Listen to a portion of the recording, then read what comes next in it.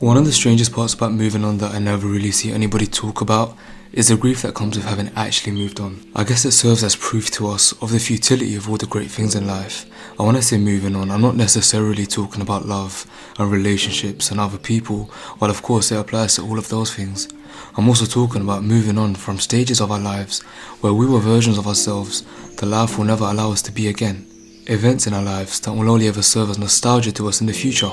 My first realization of this was back in the winter of 2020.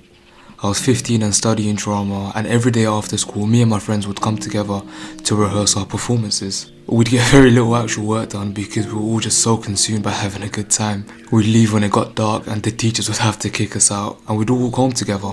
To this day, there's very little in my life that I wouldn't give up to go back to that time, to those versions of us, and experience it all again. But anyways, once we'd finished our performances, we didn't need to rehearse anymore, but we all agreed that it was some of the best times we'd had in our lives. So when 2021 rolled around, probably around spring or summer, we had other performances, and so we all agreed that we'd come together and try and capture that vibe again and rehearse after school. We went from going every day after school back in 2020 to only ever going once in 2021. The truth was, it just wasn't the same that time. We weren't the same people we used to be just 6 months ago. That was the first time in my life that I realized that there's a version of me and a version of them that no longer exists anymore. All the great memories we'd made together 6 months before were exactly just that. They were just memories. At first, the realization filled me with this nihilistic dread that all great things would just end in grief.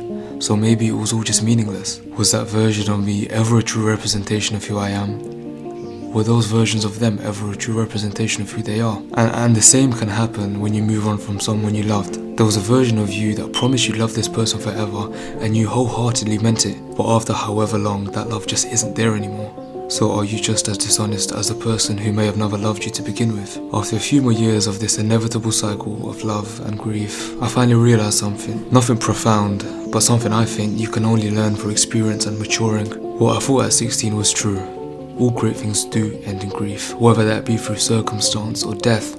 But now I think that's the very thing that gives it any meaning at all. It's been years since I've spoken to any of those friends, and there's versions of them now that I will never know, and unless they watch my videos, I'm a version of me that they'll never know. But that's not such a burdensome reality anymore. I think truly understanding that the final act of love and joy is grief and sorrow has made my life a much more peaceful experience. Every bit of happiness in my life isn't filled with this sense of impending doom anymore. Instead, there's an open door in my life for all great things to leave if or when they fulfill the purpose they had for that current version of me.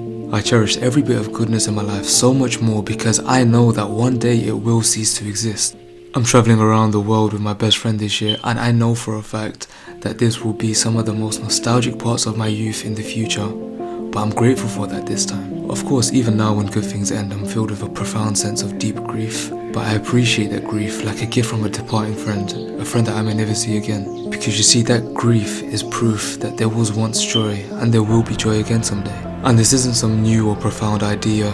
Even Winnie the Pooh knows it when he says, "How lucky am I to have something that makes saying goodbye so hard." I guess what I'm trying to say to you is, don't let the inevitable end of goodness stop you from ever experiencing it. Don't let the fear of grief stop you from experiencing the thrill of joy and love and all the sweetness that life has to offer.